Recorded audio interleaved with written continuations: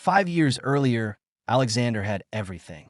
The world saw a tech titan who turned code into billions, a wife who glowed on magazine covers, a daughter who learned to walk on the deck of a yacht named Eternal.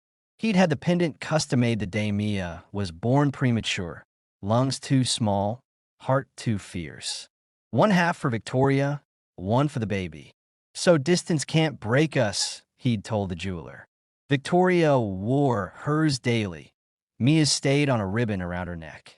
Alexander kissed both halves every night before tucking them in. Then came the coastal highway at 2:17 a.m. Alexander was in Singapore closing a deal. Victoria texted, "Dinner with investors running late. Kiss Mia for me." The next call was from Highway Patrol. Black ice. Guardrail. Fire. He flew home on a private jet, retching into a sick bag the entire way. At the morgue, the bodies were charred beyond recognition. The coroner pointed to the melted pendant fused to a tiny wrist bone. Alexander collapsed, screaming until his throat bled.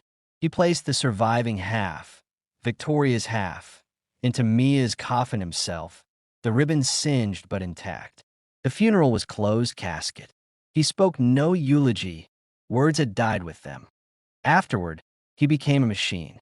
Boardrooms at dawn, charity galas at dusk. All proceeds to the Mia Voss Foundation for Pediatric Heart Research. He slept in the nursery, curled on a rug that still smelled of baby powder. Victoria redecorated the room into a yoga studio within a month. "We have to move forward, Alex." He nodded, but his eyes stayed empty. Tonight, the doorbell cut through the storm at 11:47 p.m. Alexander opened it expecting a courier.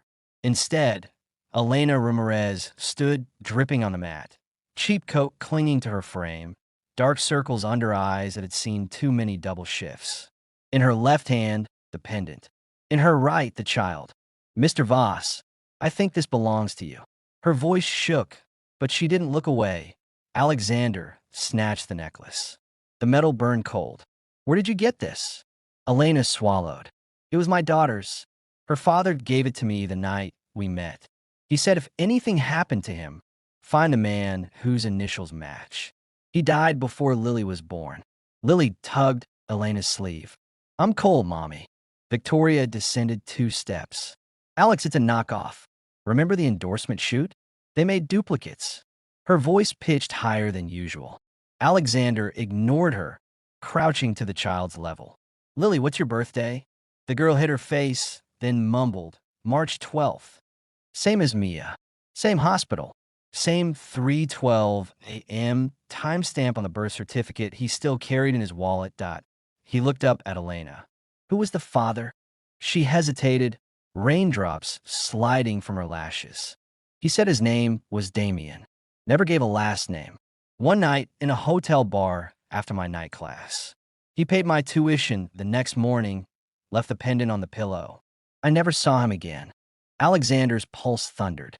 Damien, his college roommate, the best man at his wedding, the man who'd vanished after the funeral claiming grief. Alexander stood slowly. "Victoria called Dr. Chun. We need a paternity kit tonight." Victoria's hand flew to her throat. "You're being ridiculous. It's coincidence now." His tone left no room. Security cameras rolled silently in every corner. He'd install them after the crash, paranoid someone might steal Mia's memory too. Elena shifted Lily to her hip. "Sir, I didn't come for money."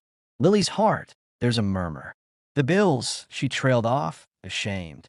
Alexander saw the hospital bracelet peeking from the child's sleeve. Seattle Children's Cardiology. Same department that had saved Mia at birth. "Stay," he said. "Both of you. Until we know."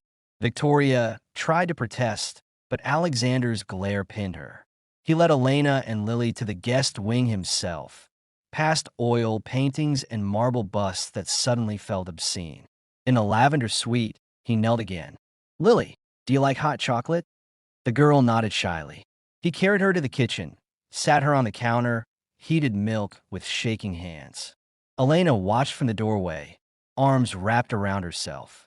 She's never had a kitchen this big. While Lily sipped from a mug with cartoon stars, Alexander studied her. The slope of her nose, the way her left eyebrow arched when she concentrated, his mother's face in miniature. He pulled out his phone, opened the baby album he never shared. Mia at 6 months, laughing in a swing. He held it beside Lily's cheek. Identical dimple. His vision blurred. Victoria appeared, makeup repaired, voice syrupy. Darling, you're exhausted. Let security handle this. Alexander didn't look up. Security's off tonight. You're staying in the East Wing. Locked door. Victoria's smile faltered. You can't be serious. He met her eyes. Try me. Upstairs. Elena tucked Lily into a bed big enough to swallow her. The child fell asleep, clutching both pendant halves like puzzle pieces. Alexander stood in the doorway, afraid to breathe. Elena whispered. She has nightmares about fire. Wakes up screaming for a daddy she never met. Alexander's chest caved. I'll sit with her. Elena started to argue, then saw his face and stepped aside. He pulled the rocking chair close, the same one he'd used with infant Mia. Hours passed. At 3:12 a.m., Mia's birth minute, Lily stirred, whimpering. Alexander lifted her gently. She burrowed into his neck without waking, tiny hand fisting his shirt. The scent of baby shampoo and rain undid him. Silent tears soaked her hair. Dawn crept through the curtains. Dr. Chun arrived with a mobile lab, discreet as always. Cheek swabs. Alexander, Lily, Elena for exclusion. Victoria refused downstairs until Alexander threatened to drag her himself. Results in 48 hours. He paid triple for 24. Elena hovered in the hallway. If she's yours, I'll disappear. She deserves the life I can't give. Alexander caught her wrist. You raised her through fevers and ER visits alone. That's not disappearing. She searched his face, then nodded once. Victoria paced the locked guest room, dialing numbers that went straight to voicemail. She opened the safe behind the Monet, removed burner phones, shredded papers. Downstairs, Alexander stared at the security feed on his tablet. Victoria at 2:03 a.m. 5 years ago, carrying a bundled blanket from a nursery to a waiting SUV. The timestamp burned into his retinas. He confronted her at noon. You have until the results to tell me why my daughter's alive and thinks another man was her father. Victoria laughed, brittle. You're delusional with grief. He played the clip. Her face crumpled. It was an accident, liar. He locked the door again, posted a guard. That night, Lily padded into his study in footy pajamas, dragging the teddy. I had the fire dream. Alexander lifted her onto his lap. Want to hear a story instead? She nodded. He told her about a brave princess lost in a storm, how her daddy searched every castle until he found her. Lily fell asleep mid-sentence, cheek against his heart, the heart that had stopped beating 5 years ago and was now learning how to start again. Elena found them at sunrise, Alexander asleep in the leather chair, Lily curled on his chest, both pendant halves clasped in her tiny fist. Elena's eyes filled. She whispered, she's never slept through the night. Alexander stirred, careful not to wake the child. Neither have I. 24 hours later, Dr. Chun knocked, envelope in hand. Alexander's fingers trembled too much to open it. Elena took it, slit the seal, scanned the page. Her knees gave. 99.99%, she read, voice cracking. Paternal match. Alexander sank to the carpet, pulling Lily close. She blinked awake. Are you my daddy from the stars? He couldn't speak, only nodded. She smiled, sleepy and trusting, and tucked the reunited pendant under her pillow for safekeeping. Victoria's screams echoed from the East Wing as police cuffs clicked. Alexander didn't look back. He had a daughter to teach how to whistle, a woman to thank for 5 years of love he hadn't earned, and a heart learning to beat without rage. The storm had passed. Sunrise painted the foyer gold. Lily tugged his hand. Can we have pancakes shaped like hearts? Alexander laughed for the first time in half a decade. As many as you want, princess. Alexander stared at the DNA envelope trembling in Elena's hand, the paper already damp from her tears. 99.99%. The numbers branded themselves onto his soul. Lily, Mia, slept upstairs, unaware that the world had just rewritten her origin story. Victoria's parting scream still ricocheted through the mansion. Ask Elena who really gave her that pendant. The words slithered under his skin like poison ivy that he turned to Elena. She backed against the hallway wall, arms wrapped around her ribs, as if holding herself together. Talk, he said, voice low enough that the guards wouldn't hear. Every detail, or I walk you both out right now. Elena's knees buckled. She slid to the floor, hugging her knees. It started with a lie I didn't know I was part of. 5 years ago, Elena was 23, drowning in community college debt and night shifts at a dive bar off the interstate. One Thursday, a man in an expensive coat slid onto the corner stool, ordered top-shelf whiskey, and watched her like she was the only light in the room. Damien Voss, Alexander's Damien, introduced himself as a venture capitalist scouting talent. He tipped in hundreds, asked about her dreams, listened like they mattered. By closing time, she believed him that he booked the penthouse suite across the street. One night, no promises. In the morning, he pressed the pendant into her palm. If there's a baby, find Alexander Voss. Tell him the child is his legacy. Then he vanished. 9 months later, Lily arrived blue and silent until the NICU team shocked her heart into rhythm. The hospital bill read $187,000. Elena sold her car, her grandmother's ring, took 3 jobs. Damien never answered the burner number he'd left. Alexander's jaw clenched so hard his teeth ached. Damien was my best man. He stood beside me at the funeral and cried harder than I did. Elena nodded. He came to the hospital once, right after Lily was born. Stood outside the glass, didn't come in. Left an envelope with $50,000 in cash and a note. Keep her safe. Tell no one. I thought he was ashamed. I didn't know he was hiding. Upstairs, Lily's voice floated down the staircase. Daddy, I dropped Mr. Bear under the bed. The word daddy hit Alexander like a defibrillator. He climbed the stairs 2 at a time, found her on her belly, arms stretched into darkness. He fished out the teddy, dusted it off, and she launched into his arms. You smell like pancakes. He buried his face in her curls, inhaling the scent of innocence he'd mourned for half a decade. That afternoon, he hired the best private investigator money could buy. Ex-FBI, discreet as a shadow. Within 6 hours, the file landed on his desk. Bank records, burner texts, a storage unit in Tacoma. Alexander drove himself. No driver, no guards. The unit smelled of mildew and betrayal. Inside, a fireproof safe. Combination, Mia's birthday. His hand shook so badly he entered it wrong twice. The safe yawned open. Stacks of cash, fake IDs and Victoria's maiden name, and a memory card labeled insurance. He plugged it into his laptop in the car. Grainy dashcam footage. Victoria at 1:47 a.m. 5 years ago, lifting a drugged toddler from the nursery. Mia's head lolled, pendant glinting. Cut to the coastal highway. Victoria pouring gasoline, striking a match. The explosion lit her face in hellish orange. She smiled. Alexander vomited onto the asphalt. When he could breathe again, he called the detective. Get the DA on speed dial. I want her buried in paperwork before sunset. Back home, Elena waited in the library, twisting a tissue to shreds. Lily colored at the kids' table Alexander had delivered that morning. Crayons scattered like confetti. Elena stood when he entered. I found something in Lily's baby box.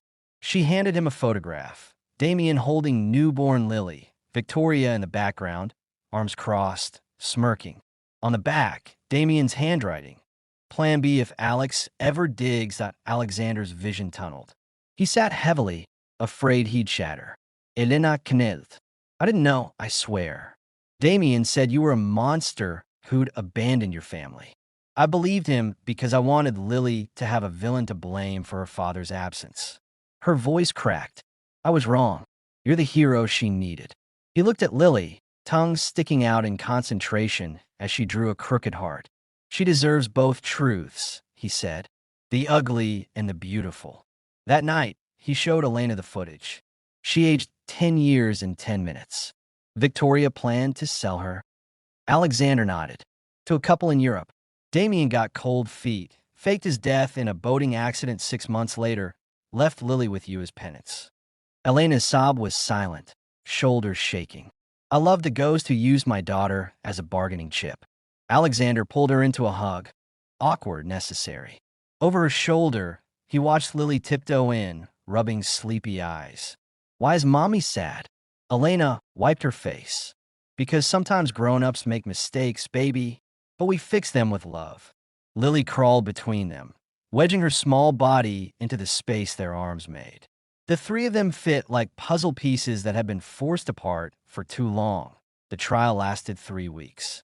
Victoria took the stand in a tailored suit, tears on cue. Postpartum depression, she claimed. Temporary insanity.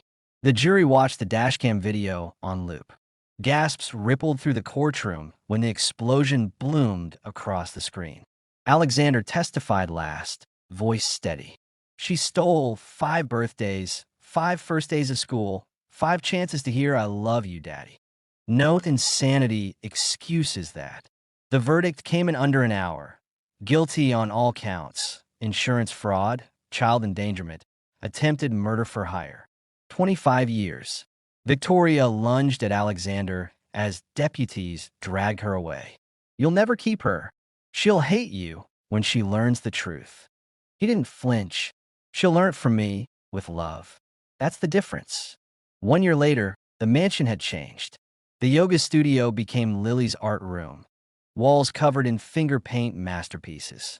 Elena's bakery, Heart and Hearth, opened downtown. The pendant halves were cast in resin above the door, glowing under fairy lights. Alexander funded it anonymously at first, then proudly when Lily cut the ribbon with plastic scissors that on Lily's 7th birthday, March 12th, they returned to the coastal highway at sunset. Alexander spread a picnic blanket where the guardrail still bore scorch marks. Elena unpacked heart-shaped sandwiches. Lily ran ahead, kites soaring. Alexander caught Elena's hand. I never thanked you properly. She smiled, eyes soft. You gave me a family. I gave you back your daughter. We're even. Lily shouted. Look, the kite dipped, spelling a wobbly heart against the sky. Alexander lifted her onto his shoulders. Higher, Daddy. He spun until they collapsed, laughing in the grass. Elena snapped a photo.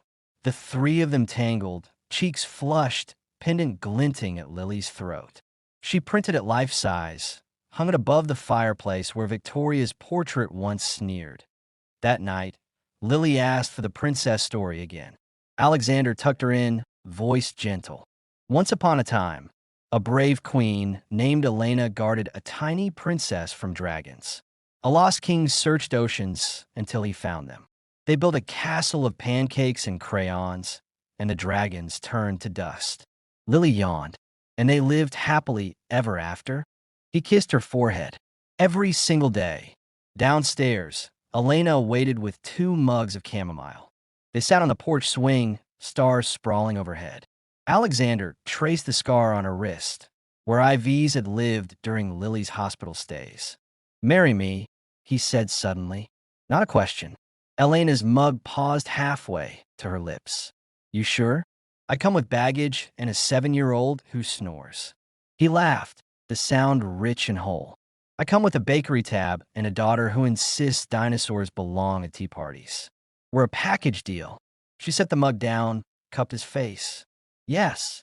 The kiss tasted like second chances. Inside, Lily's nightlight cast heart-shaped shadows on the ceiling. The pendant lay on her dresser, whole again, catching moonlight. Alexander whispered against Elena's lips, some things break so they can heal stronger. She smiled. And some families are chosen, not born.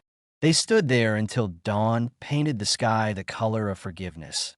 2 halves of a broken heart finally beating as one.